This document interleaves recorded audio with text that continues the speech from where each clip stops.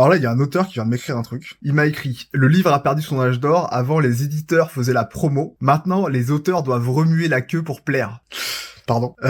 Alors, la promo, c'est pas mendier, c'est pas ramper, c'est pas se prostituer. La promo, c'est juste créer du lien entre ce qu'on a écrit et des lecteurs. Donc, on n'est pas dans remuer la queue pour plaire, ce qui est une expression quand même un peu tendancieuse, hein, faut le dire. La promo, c'est juste assumer que ce qu'on a fait mérite d'être lu. C'est à nous de décider ça. Et je pense que c'est ça le plus inconfortable. Parce qu'avant, t'étais lu si quelqu'un te donnait l'autorisation. Un éditeur, une institution, un mec, ou une poignée de mecs qui décident que ton travail mérite d'être partagé à des gens. Aujourd'hui, on peut parler directement au lecteur, sans filtre, sans permission, et ça c'est le plus important. Personne n'a besoin de nous valider. Et oui, ça nous met face à un sentiment très inconfortable, le désamour de nous-mêmes, et donc il faut qu'on apprenne à s'aimer suffisamment et à aimer suffisamment notre travail pour pouvoir mettre notre travail en avant et se mettre en avant. Mais en vérité, c'est une opportunité énorme. Déjà, parce que ça replace le pouvoir entre nos mains, et puis parce que ça nous oblige à faire la paix avec qui on est. Parce que tant qu'on fait pas la paix avec qui on est, et tant qu'on porte pas un regard bienveillant sur ce qu'on produit, bah effectivement, on est nul pour communiquer. Le problème, c'est pas que les auteurs doivent faire leur promo eux-mêmes. Ça, c'est pas un problème, c'est une opportunité incroyable. C'est qu'en partant de zéro, tu peux toucher une audience nationale et même internationale. Et ça, c'est un truc de fou qui était impossible il y a encore quelques années. C'est inconfortable, ça demande un vrai travail intérieur, mais une fois libéré des entraves qu'on se met à nous-mêmes, on est juste libre de partager notre travail avec le monde entier. Et ça, c'est un truc de ouf.